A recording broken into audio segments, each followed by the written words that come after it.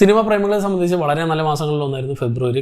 കഴിഞ്ഞ മാസം നമ്മൾ ഒരുപാട് നല്ല സിനിമകളും സീരീസുകളൊക്കെ കണ്ടു. പ്രത്യേകിച്ച് മലയാളത്തിൽ നിന്ന് തന്നെ നമുക്കിപ്പോൾ പ്രേമലു, ബ്രഹ്മയുഗം, അന്വേഷിപ്പിൻ കണ്ടെത്തും, മഞ്ഞുമൽ ബോയ്സ് തുടങ്ങി 4 സിനിമകൾ അല്ലെങ്കിൽ 4 നല്ല സിനിമകൾ ഒരു മാസം തന്നെ നമുക്ക് കിട്ടി. അതിന് മുമ്പൊക്കെ കുറച്ച് ശോകാവസ്ഥയായിരുന്നു. സോ ഇതുപോലത്തെ മാസങ്ങളാവട്ടെ ഇനിയും ഒന്ന് പ്രതീക്ഷിക്കാം. സോ മാർച്ചിൽ നമ്മൾ ഏറെ ആകാംക്ഷയോടെ കാത്തിരിക്കുന്ന സിനിമകളും സീരീസുകളൊക്കെ നോക്കാം. അതിലാദ്യം തന്നെ ഡ്യൂൺ എന്ന ചിത്രമാണ് മാർച്ചിൻ്റെ തുടക്കത്തിൽ തന്നെ പുറത്തിറങ്ങുന്നത്. മാർച്ച് 1-ാം തീയതിയാണ് വേൾഡ് വൈഡ് റിലീസ് ഉള്ളത്. പക്ഷേ ഇന്ത്യയിൽ ഒരു ദിവസം മുമ്പ് തന്നെ നമ്മുടെ ഫെബ്രുവരി 29-ാം തീയതി തന്നെ ഈ സിനിമ പുറത്തിറങ്ങുന്നുണ്ട്.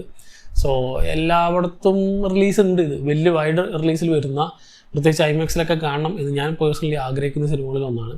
കാരണം ഫസ്റ്റ് പാർട്ട് നമുക്ക് മിസ്സായി, സെക്കൻഡ് ഒരിക്കലും മിസ്സാക്കാൻ പാടില്ല. ഒരു കിഡിലൻ തിയേറ്റർ എക്സ്പീരിയൻസ് തന്നെയായിരിക്കും എന്ന് പ്രോമിസ് എന്നൊരു സിനിമ തന്നെയാണ്. കുറച്ചും കൂടി ലാർജ് സ്കെയിലിൽ ഒരുക്കുന്ന സിനിമയാണ് compared to first part.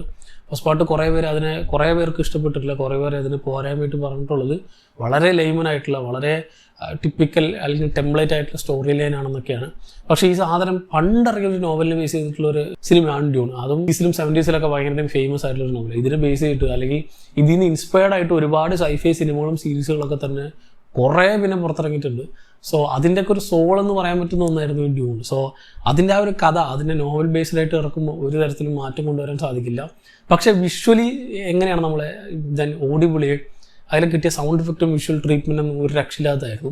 So അതുകൊണ്ട് തന്നെ ആ രീതിക്ക് തന്നെയാണ് ഞാനും പേഴ്സണലി നോക്കുന്നത്. ചിലപ്പോൾ വലിയ ട്വിസ്റ്റ് ആൻഡ് ടേൺസ് ഒക്കെ നമുക്ക് പ്രഡിക്റ്റ് ചെയ്യാൻ പറ്റുന്ന രീതിയിലുള്ള സാധനങ്ങളാണെങ്കിലും ഇതിലെ വാർ സീക്വൻസുകളും ആക്ഷൻ സീക്വൻസുകളും ഇതിൽ കാണിക്കാൻ പോകുന്ന അതിലെ ആ ഒരു ടെറൈൻ അതൊക്കെ കാണാൻ വേണ്ടിയിട്ടാണ് നമ്മൾ സിനിമ പ്രധാനമായിട്ട് കാണുന്നത്. സോ ഡ്യൂൺ അതിൻ്റെ സെക്കൻഡ് പാർട്ട് കുറച്ചും കൂടി വലിയ സ്കെയിലിൽ ഇറങ്ങുന്ന സിനിമ. തീർച്ചയായിട്ടും ഡ്യൂൺ 2 തിയേറ്ററിൽ തന്നെ കാണാൻ ശ്രമിക്കുക. ഞാൻ പേഴ്സണലി ഐമാക്സിലാണ് കാണുന്നത്.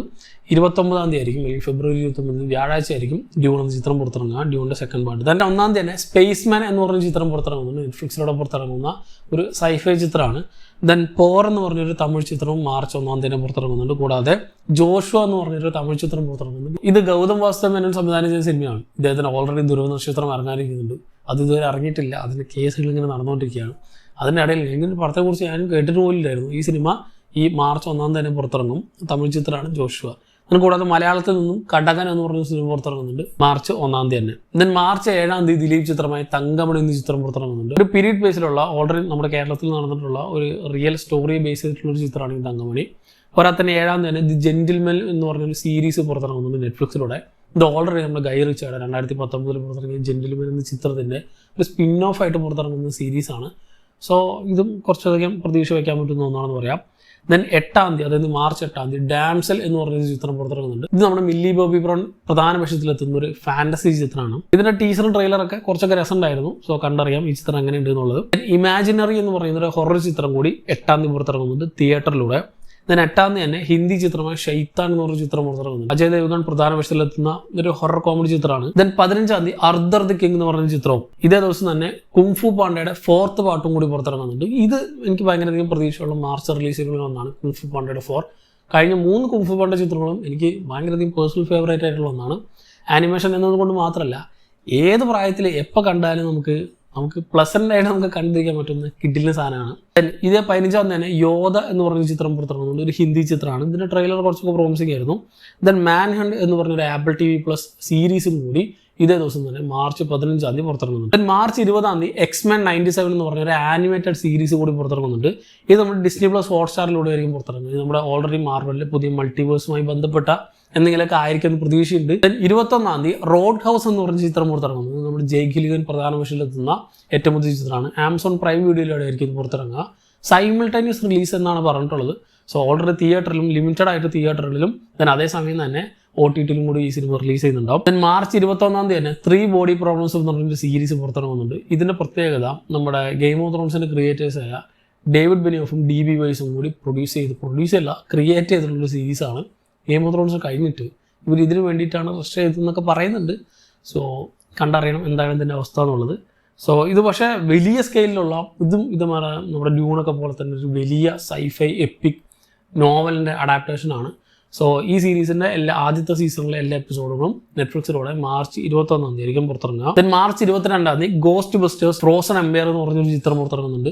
നമ്മുടെ ഗോസ്റ്റ് ബസ്റ്റേഴ്സ് ഫ്രാഞ്ചൈസിലെ ഏറ്റവും പുതിയ ചിത്രമാണ്. കുറേ കാലമായിട്ടുള്ള ഫ്രാഞ്ചൈസാണ്. ഈ പടങ്ങൾ ഇങ്ങനെ വന്നുകൊണ്ടേ ഇരിക്കുന്നുണ്ട്. അതിൻ്റെ ഏറ്റവും പുതിയ ഇൻസ്റ്റാൾമെൻ്റ് ആണ്. Ghostbusters, Frozen Empire. 28-ാം തീയതി ആടുജീവിതം ഇറങ്ങുന്നൊക്കെ പറയുന്നുണ്ട്. ഇതിനെപ്പറ്റിയുള്ള ഒഫീഷ്യൽ കൺഫർമേഷൻ എനിക്ക് കിട്ടിയിട്ടില്ല. ഞാനിപ്പോൾ ചില സ്ഥലത്ത് നോക്കുമ്പോൾ ബുക്ക് മൈ ഷോയിലൊക്കെ ചിലപ്പോൾ ഏപ്രിൽ 10-ാം തീയതിയാണ് റിലീസ് എന്നൊക്കെ കണ്ടിട്ടുണ്ട്. ഈ ഏപ്രിൽ റിലീസുകളാണ് നമ്മുടെ ആവേശവും ഇങ്ങനത്തെ 2-3 നല്ല മലയാള ചിത്രങ്ങൾ വരാതിരിക്കുന്നുണ്ട്. സോ ആ ലിസ്റ്റിലാണ് ആടുജീവിതം എന്നാണ് കേട്ടത്. പക്ഷേ ചില സമയത്ത് ഇതേപോലെ മാർച്ച് 28-ന് ഇറങ്ങുമെന്ന് പറയുന്നുണ്ട്. I think it's A very good window. ഈ ഒരു മാർച്ച് 28 എന്ന് പറയുന്നത് വലിയ വേറെ സിനിമകളൊന്നും ഇറങ്ങുന്നില്ല. ദെൻ 29-ാം തീയതി Godzilla x Kong new empire എന്ന് പറഞ്ഞ ചിത്രം പുറത്തിറങ്ങുന്നുണ്ട്. ഇത് നമ്മുടെ മോൺസ്റ്റർ വേഴ്സിലെ ഏറ്റവും പുതിയ ചിത്രമാണ്. ഓൾറെഡി ഗോഡ്സിലയുടെ 2 ചിത്രങ്ങളും ദെൻ കോങ് സ്കള്ളയിൽ നമ്മൾ കണ്ടു. അത് കഴിഞ്ഞ് ഗോഡ്സില വേഴ്സസ് കോങ് കണ്ടു. ദെൻ ഇനി പുതിയ ഇൻസ്റ്റാൾമെന്റ് ആണ് Godzilla x Kong new empire. So പുതിയൊരു വില്ലൻ, ഒന്നല്ല 2 വില്ലൻ ക്യാരക്ടേഴ്സ് വരുന്നുണ്ട്. സോ ഇവരെങ്ങനെ ടാക്കിൾ ചെയ്യുന്നുള്ള കാര്യങ്ങളൊക്കെ ഈ ഒരു സിനിമയിൽ പ്രധാനമായിട്ട് കാണിക്കുക.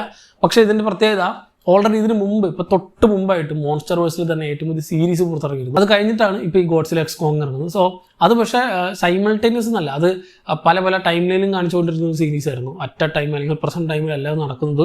പക്ഷേ കുറച്ച് മുമ്പുള്ള കാര്യങ്ങളൊക്കെ കുറച്ചും കൂടി ഡീറ്റെയിൽ ആയിട്ട് ഒരു മോൺസ്റ്റർ വേഴ്സിലേക്ക് ഇറങ്ങി ചെല്ലാനുള്ള കാര്യങ്ങളായിരുന്നു ആ ഒരു സീരീസിൽ കാണിച്ചത്. സോ ഇതിൻ്റെ ട്രെയിലർ ഗംഭീരമായിരുന്നു. ഒരു രക്ഷയില്ലാത്ത സാധനമായിരുന്നു ഗോഡ്സില എക്സ് കോങ്ങിൻ്റെ. Compare to Godzilla versus Kong ഇത് കുറച്ചും കൂടി ഇൻട്രസ്റ്റിംഗ് ആയിട്ടുണ്ട്. കുറച്ചും കൂടി വലിയ ഗ്രാൻഡ് സ്കെയിലുള്ള ആക്ഷൻ സീക്വൻസുകളൊക്കെ കാണാൻ സാധിക്കുന്ന പ്രതീക്ഷയുണ്ട്. സോ ഇത്രയും സിനിമകളും സീരീസുകളാണ് ഈ മാസത്തിൽ അല്ലെങ്കിൽ മാർച്ചിൽ പ്രധാനമായിട്ട് വരുന്ന വലിയ റിലീസുകൾ എന്ന് പറയാം. ഇതിൽ ഏതെങ്കിലുമൊക്കെ ഞാൻ മിസ്സായിട്ടുണ്ടെങ്കിൽ താഴെ കമന്റ് ബോക്സിൽ കമന്റ് ചെയ്യുക. കൂടാതെ ഈ പറഞ്ഞ ലിസ്റ്റിൽ തന്നെ നിങ്ങളേറെ ആകാംക്ഷയോടെ കാത്തിരിക്കുന്ന സിനിമ ഏത്, സീരീസ് ഏതെന്ന് കമന്റ് ചെയ്യാം. മറ്റൊരു വീഡിയോയിലൂടെ വീണ്ടും കാണാം.